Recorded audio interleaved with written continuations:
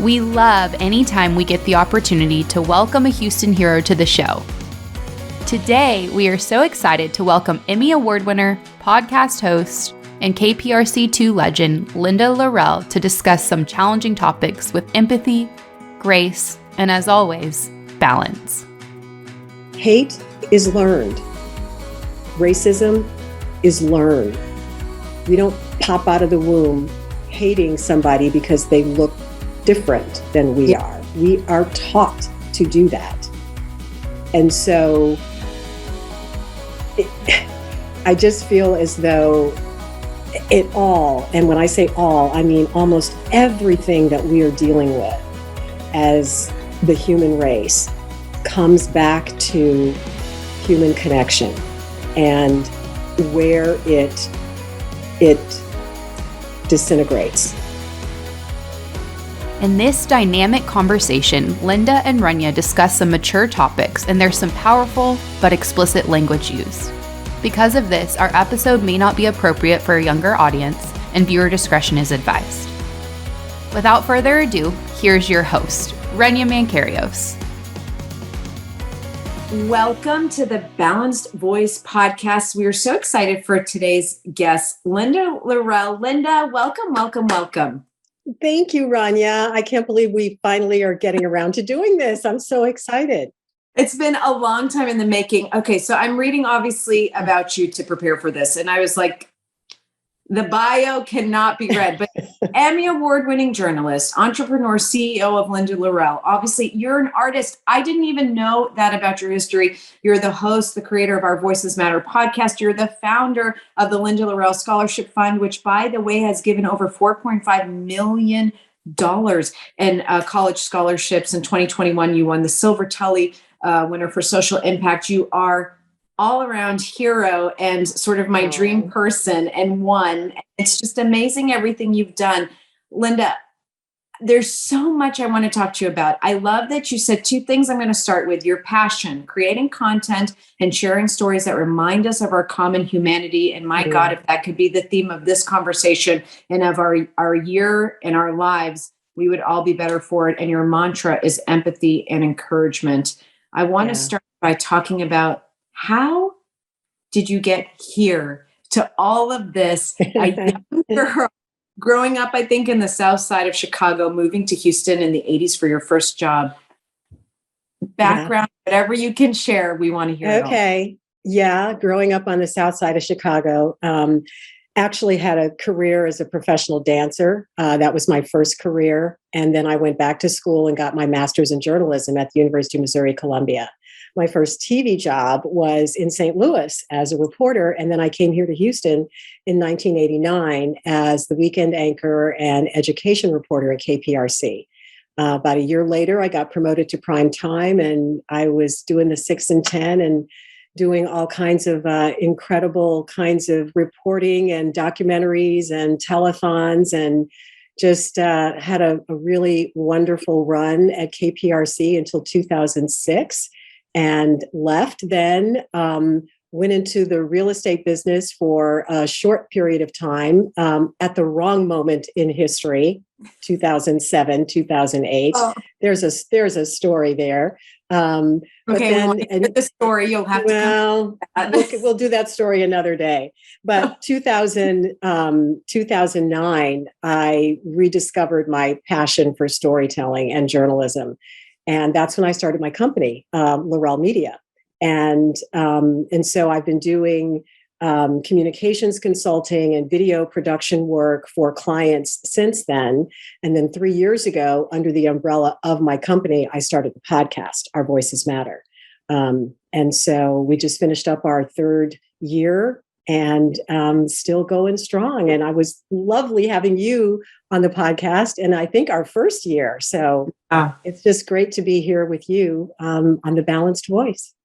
Well, it was a thrill for us to sit with you, to have the conversation with you. You're such a beautiful storyteller, but I think you're also just such an incredible interviewer. So for me, it was a wonderful conversation, and I enjoyed watching you work because sitting on this side and having, we for so long in Crime Stoppers, we're answering media questions and we love doing that, but it's very different to actually initiate a conversation. It's a completely different, you need a different skill set, which it was a thrill for me to watch you do it.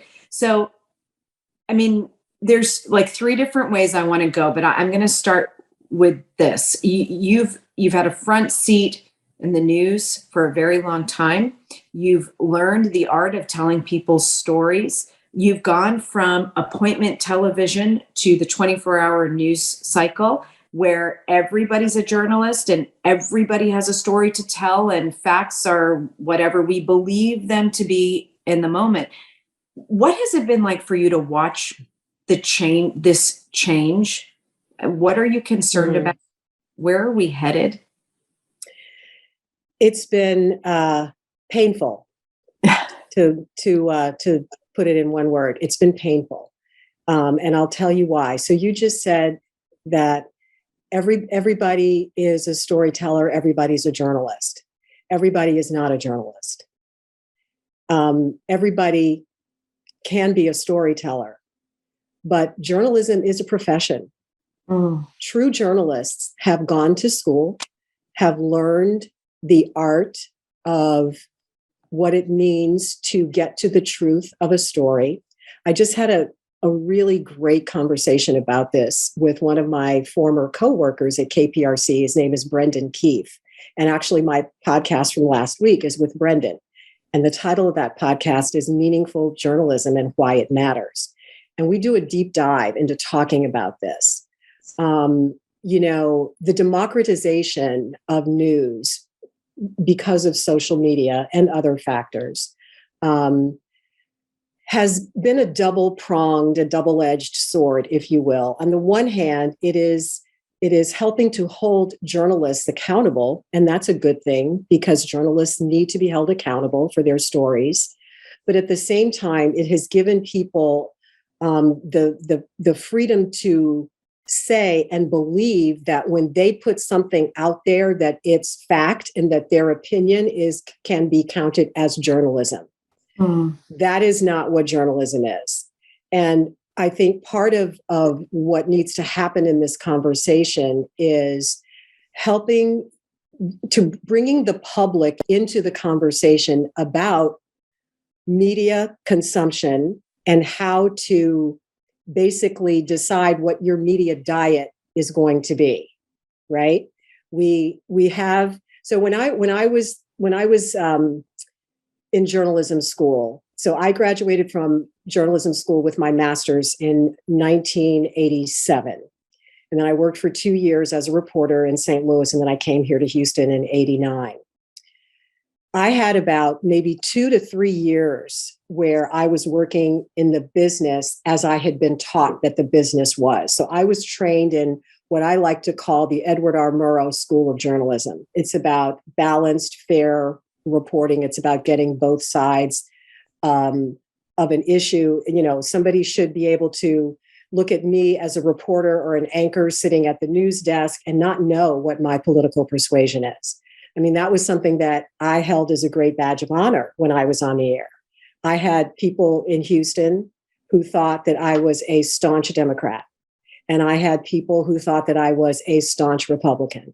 And that is exactly how I wanted it. It was nobody's business. And it was not my business to impart my point of view when I was delivering the news. And so I had and have friends across the political spectrum. But as a journalist, it's not my job to tell you what to believe. It's my job to uncover the facts and present them to you and then let you decide. And so I think part of this conversation has to be around helping the public to understand how true journalism happens. That we don't just go out there and throw stories on the air without having them vetted and sourced in multiple ways. So I think there needs to be some education about that. And there needs to be some really open, honest conversation so that when you're choosing which news outlet because so many people get their news now from social media. Yeah. Well, okay, who is the person telling you this as fact, and why should you believe them? Just because they believe the same thing that you do. So there's a whole nother side of the conversation that I think we need to have. And I worry about that side for the next generation. Younger kids, high schoolers, for example, literally college kids get their news from Twitter.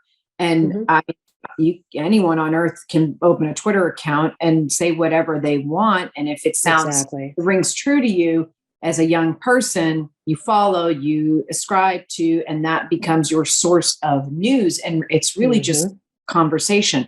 I love, you said the democratization of news. And then you talked about the fact that I think that is a huge problem. And I don't know how to get ahead of it. I don't know how to curb it. I don't know how we will conquer that one issue, because again, everybody feels entitled to have an opinion, and the opinion, if it's my truth, it becomes fact, and it needs to become your truth. And that's not true in true journalism. But also the role of politics.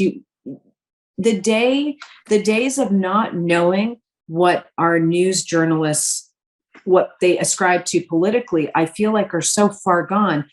I've often said over the last year, the only real news now is local news, because the local news anchor truly does just deliver the local news, whereas in mainstream media, on the cable networks, the national shows, it's so politically biased.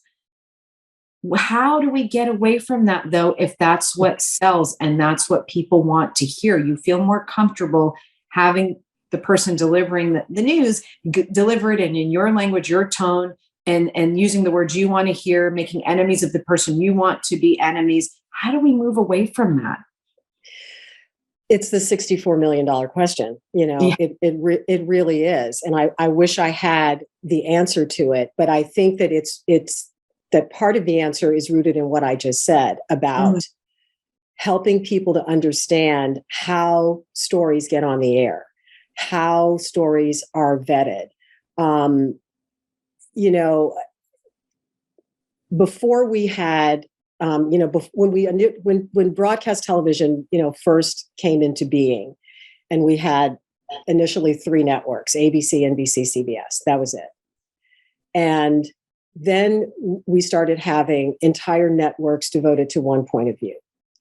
And that's when, in my opinion, that we really started to get into trouble as a democracy, because what happens then, of course, is that people get in their own filter bubbles and they don't ever have to leave, because there's always going to be a place where they can go to get what they already believe reinforced, whether it happens to be the truth or not.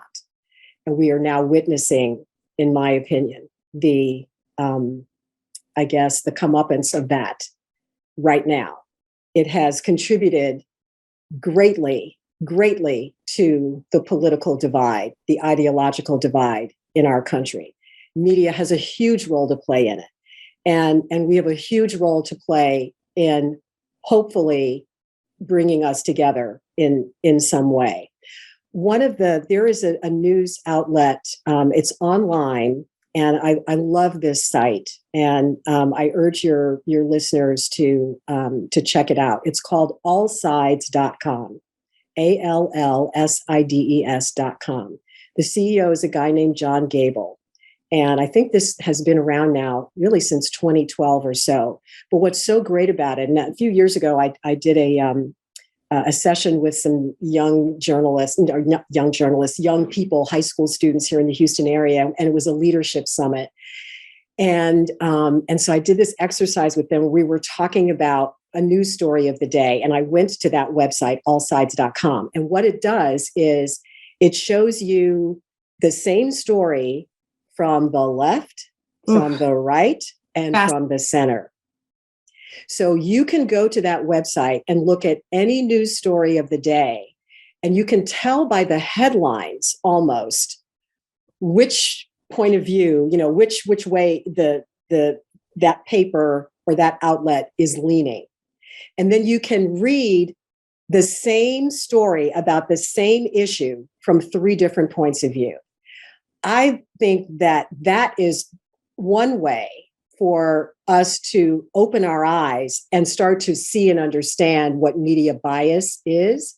And it's one way that we can become more educated as we then start to look at headlines and stories from the places where we get our media and become a little bit more discerning as we decide whom we're going to trust. So it's a process. It's a process.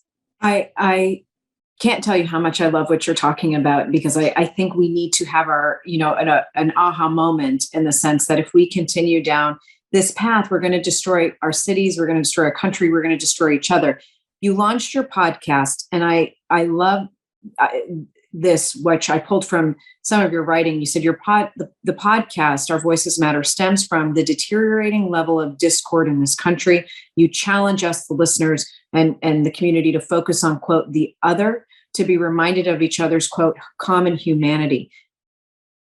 Did the podcast come from your observation on what's going on with media, or just sort of national discord in general, politics? And how has that journey been? Have you found that people are open? We've got to start looking at the other. We've got to start coming back to our common humanity. So the answer to the first part of your question is it came from all of those places. It came from the result of the 2016 election and all of everything that happened after that in terms of the divide in the country. It came from, yes, my concern about how media has changed, the changing media landscape and its role in the divide in our democracy. It was, I had this sort of epiphany, and it was like, okay, I have to do something. Mm-hmm. I can no longer sit here. Maybe it's, because I'm at a stage in my life where I really want my life to have some meaning and some purpose.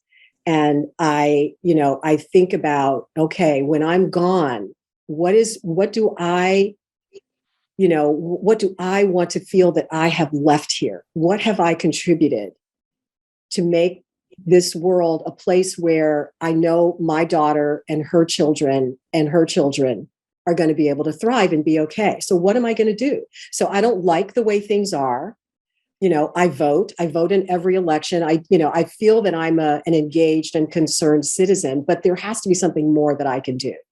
So as I thought about that, I thought, okay, I could run for office. Was not the time for me to do that.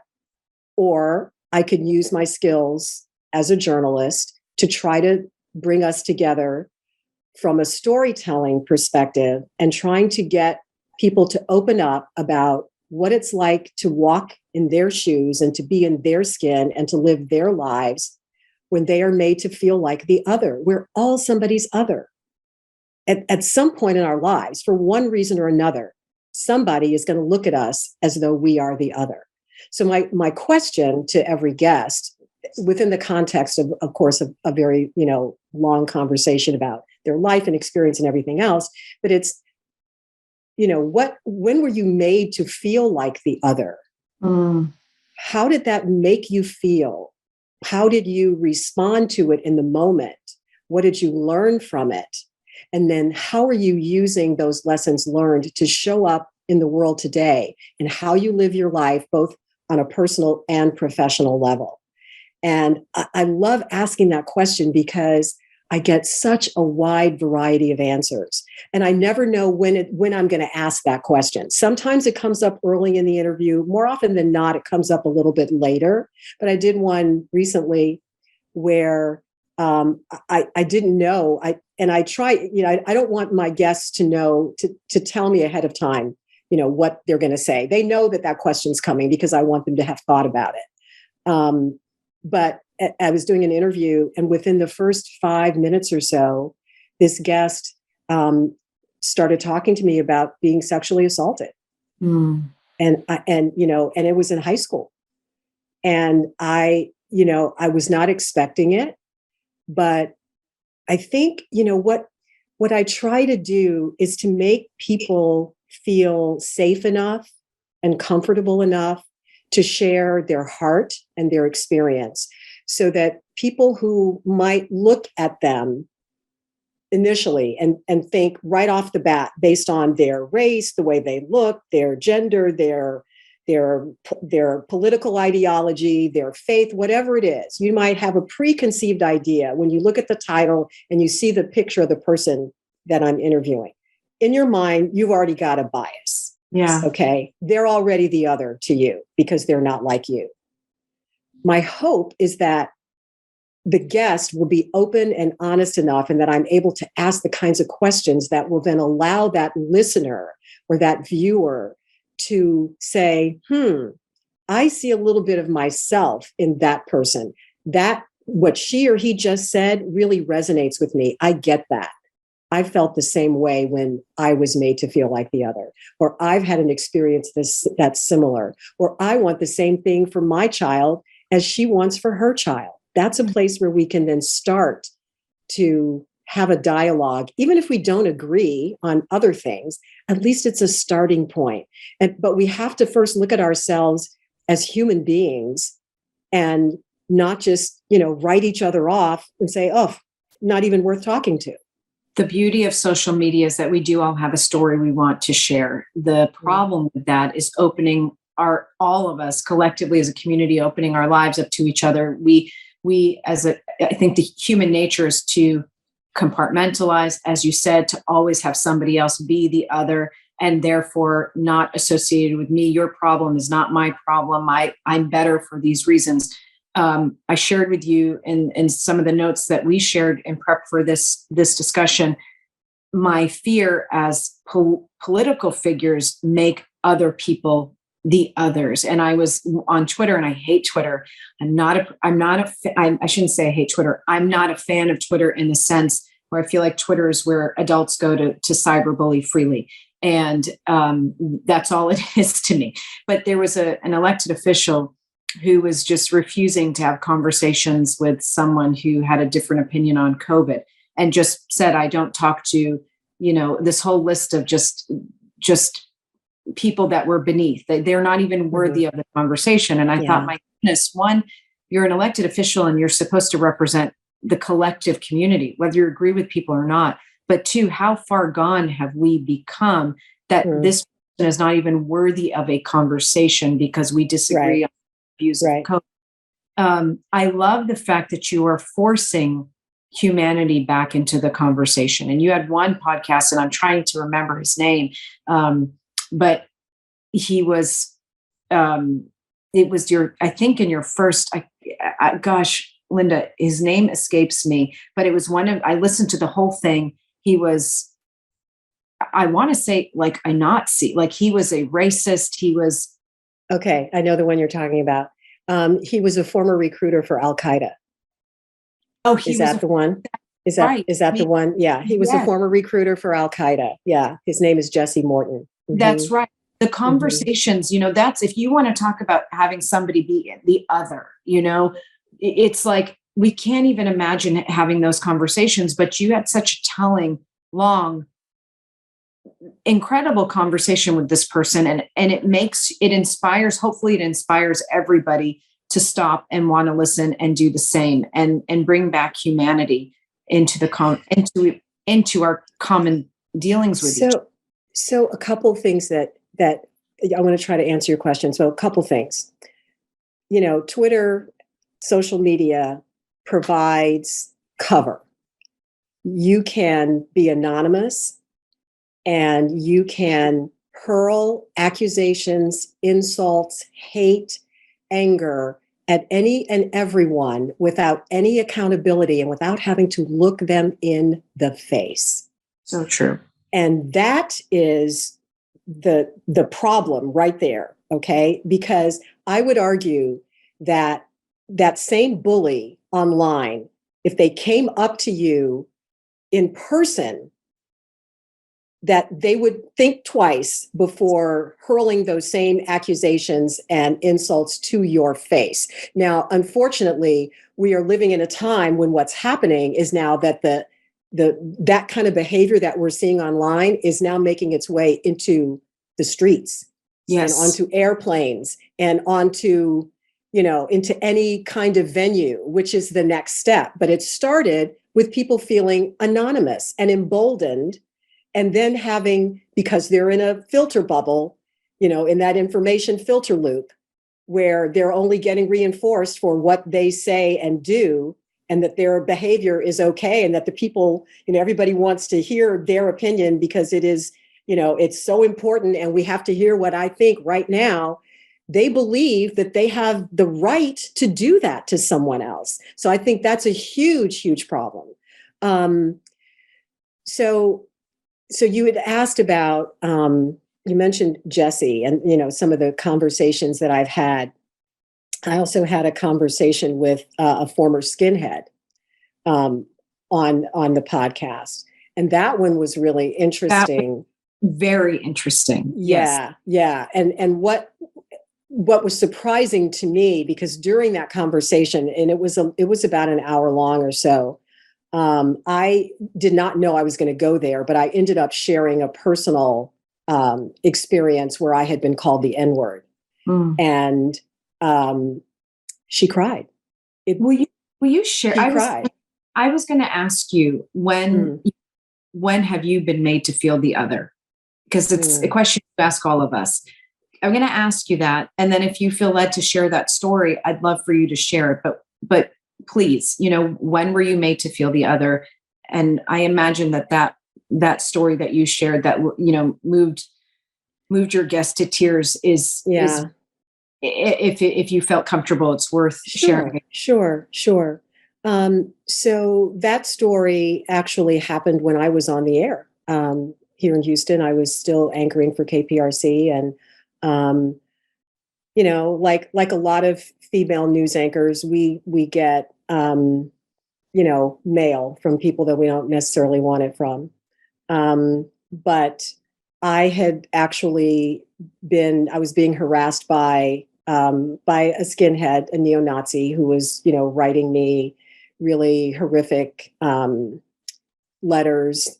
This was before email. That's how long ago it was. And I actually still have these letters. We ended up getting the FBI involved, and the FBI agent went to this person's home, and the father answered the door, and the agent said to him, your son has been writing these letters to Linda Lorelle, and, he's threatening her, and he really needs to stop. And the father said, well, there's no law against hating a nigger. And that's just a little bit of, you can imagine what the letters were like. I'm just somebody trying to do my job, trying to do the best that I can to give back to the community. But all he saw was the color of my skin. And now that we've met the father, we know where he got it from. Okay. So hate is learned. Racism is learned. We don't pop out of the womb hating somebody because they look different than we are. We are taught to do that. And so I just feel as though it all, and when I say all, I mean almost everything that we are dealing with as the human race comes back to human connection and where it disintegrates. And if we can find a way to reconnect on that very basic level, because the only race really is the human race. That's it. That's it. We created all the rest of this crap. Created it. We created it. We've created all the structures, all the systems, everything. It's all from us. And only we have the power to dismantle it. But I know one thing's for sure is that one way to not dismantle it is to not talk about it. Yes. And to not teach it. This whole movement that is happening in our state and in other states around the country, where we're saying, oh, we can't teach our kids that because so-and-so is going to feel bad. Well, we can't teach them this. We have to teach our history. How else are we going to not repeat it? Yes. How else are we going to improve upon it? So it starts with, that human, I'm a human being, you're a human being. what do we have in common that we're both, we all want the same thing. We all want to live a good life. We all want to make a good living, be able to enjoy the beauty of this planet, the beauty of our relationships. It's not rocket science. We all want the same thing. Why are we making it so freaking hard? And I think when, if I want it and I strive for it, it does not mean that if you have it, it takes from my ability. Thank you. Thank you. Enough with the scarcity mindset. There is enough for all of us. Yes. There is enough for all of us. Linda, I'm curious, why did you keep those letters? Oh, wow. That's a really good question. For the longest time, I didn't even realize I had kept them. I think I put them in a box with pretty much all of my memorabilia from that time. But I'm actually glad that I kept them because it's a reminder of the reality that we live in. It's a reminder that no matter, I hate to say this because it sounds so hopeless, and I don't mean it to come across that way, but it's just a reminder that no matter what I do or what I say or what I accomplish or what heights I might achieve, that there are some people in this world who will always look at me as a nigger, period, end of story, full stop. That's just it. That's it. And it's my life's mission to help change people's minds about those preconceived, those taught ideas that have no basis in fact. I'm not a threat to you. I am not a threat to you just because I happen to have black, brown skin. I'm not. If anything, I'm your ally. I want you to have a wonderful, fulfilling life as a human being on this earth because we all deserve that. Why wouldn't I want that for you? And I'm not asking you to give it to me. I'm just asking you to, allow me the same opportunities that everyone else has and not to be judged simply by the color of my skin, over which I have absolutely no control. I'm to think of who you are and where you are. You look at whether it's your podcast guests, the interviews you've had, Brene Brown and the Neil Bush, and I mean the list goes on and on. The people you've interviewed it's unbelievable. The awards, the Emmys you've received, the positions you've held, the recognition, the respect. I want to look at you as not a woman following in your footsteps by any means, but just a woman who is also trying to do and contribute to the community and the city in which she serves, and think you escaped the racial issue. You somehow sailed through it. You got around it. It didn't plague you, hurt you, harm you, hold you back in any way. And I feel like I need to see that. I want to see that, whether it's Huda Katbi, who's also Egyptian like me, or fill in the blank, that you sailed through, no issues, you did it. But is it fair to say that? Because I want to say that, but I don't know that I can say that really for you or for anyone else. I might choose different terminology. I wouldn't say that I have sailed through. I don't think anybody really necessarily sails through anything. We all have our hardships and our challenges and whatnot. But generally speaking, yes, as a Black person growing up in this country, I have had a much more privileged life than many people who have my skin color.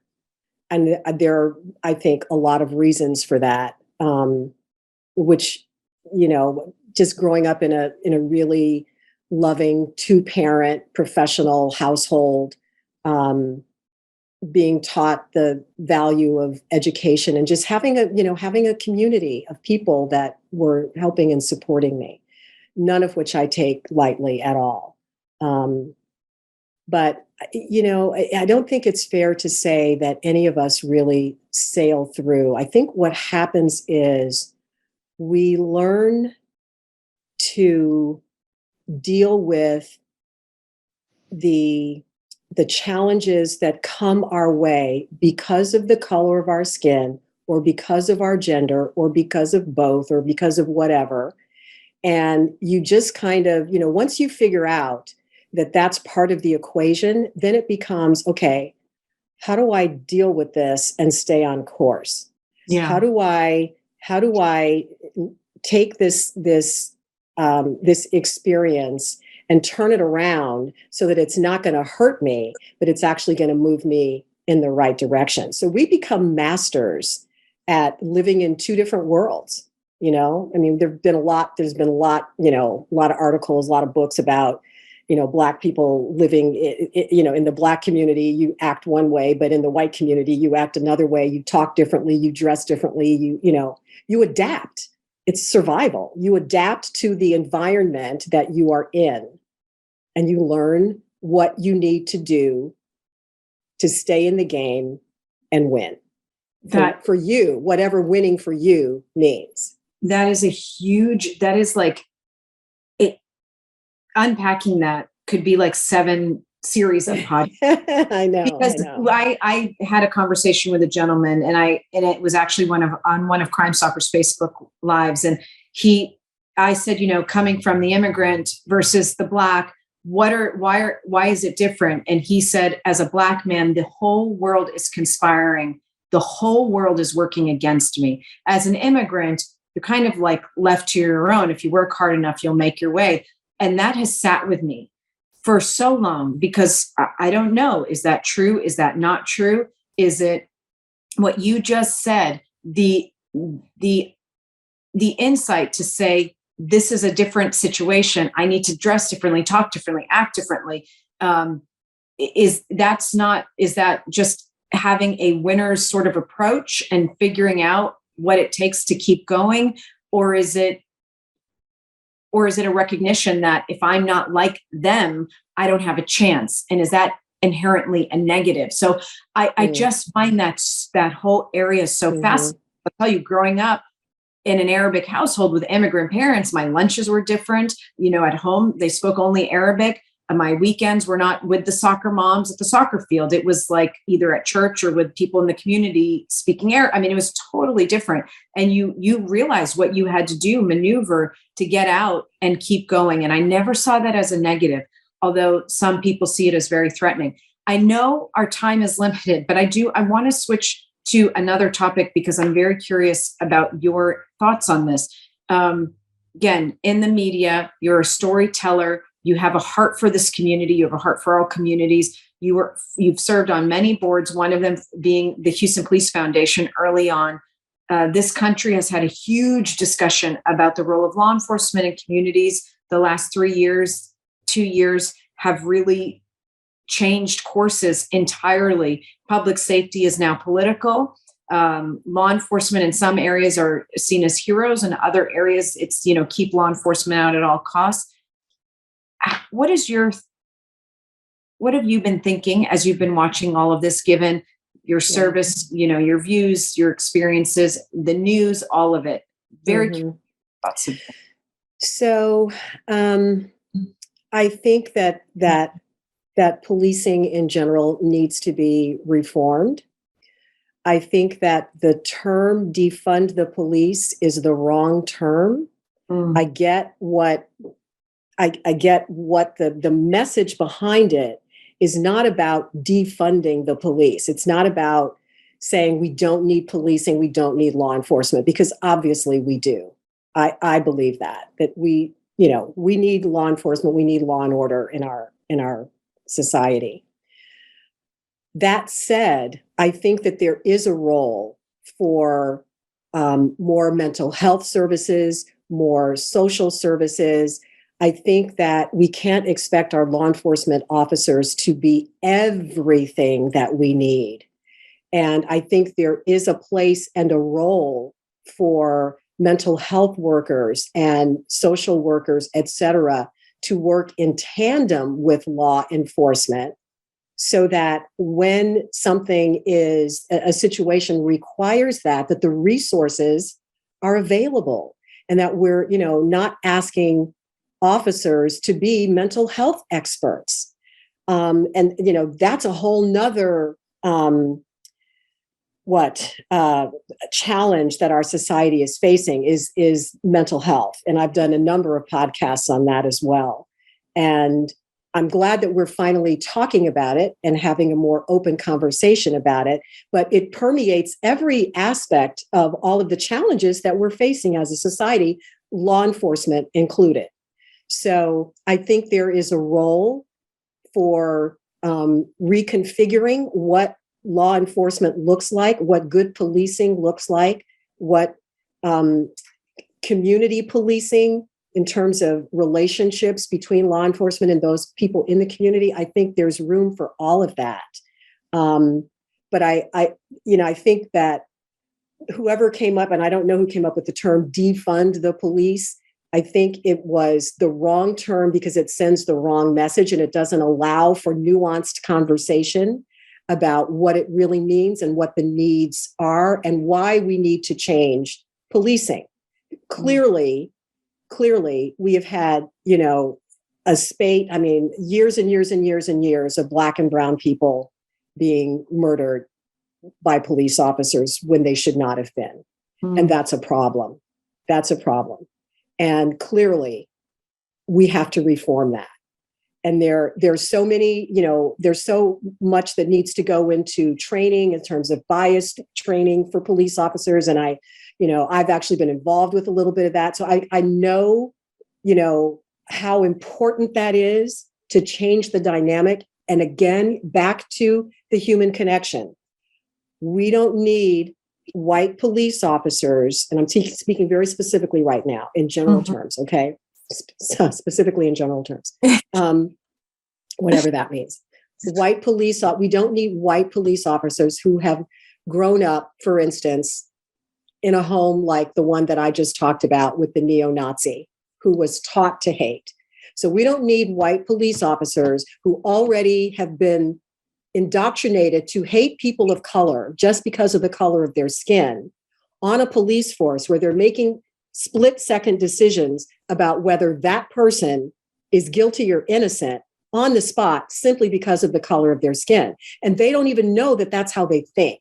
Yeah. So there's room, there has to be honest, open conversation about that kind of bias that exists within law enforcement. But there's also room, as I said, for bringing in mental health experts. And we just need to rethink the way that policing is done because it has its roots, all the way back to slavery. We can go there too. It does. It has its roots in making sure that slaves don't, flee the plantation. So there's a lot that needs to be done. Well, I think the leadership, at least locally at the Houston Police Department, they've done an incredible job making sure that law enforcement reflects the community it serves, that law enforcement officers have deep roots in the communities they serve, that kids and parents, let's say at a school, don't see law enforcement presence as a negative, as a threatening military style, but more as like a community friend there to say hi, give a high five, shake a hand, and play basketball. It's so important. And I will say this too, because I don't want people to think that, when I'm saying a white police officer, a Black bias exists in all of us, in every human being. And whether it's a white police officer with bias or a Black police officer with bias or an Asian police officer with bias, we all have these. And we all need to know, especially if you're in law enforcement, to start to recognize what the biases are that we have, and then how you go about recognizing it, and then rethinking how you would handle a particular situation. So I think there's a real place and role for that needs to happen in police departments across the country. And I know HPD, the Houston Police Department, is doing that. I think they're doing a great job. Linda, before we wrap up with you, what's next for you? What are you looking forward to this year? Oh, wow. I'm looking forward to a really busy year. It started off that way for sure. Just doing more on the podcast and kind of expanding a few things here and there. And continuing to sound I don't want to say sound the alarm, but continuing to just put out there the message that we are all part of the human race and that we can get through this together, but it's going to take all of us, and each of us has a role to play, and that everybody just has to decide to do whatever their one part is. And if everybody just does their one part, whatever that is for you, about reaching out and being kind and having empathy and trying to help understand a family member, a friend, a coworker who doesn't look like you, doesn't talk like you, doesn't pray like you, or whatever, work toward finding whatever it is that you have in common with that person and then take it from there. So that's what I'm looking forward to. Linda Lorelle will be following you on your journey, continuing to follow you. We thank you so much for taking the time to be on the Balanced Voice podcast. And for everybody else, we'll see you next time. Take care, everybody.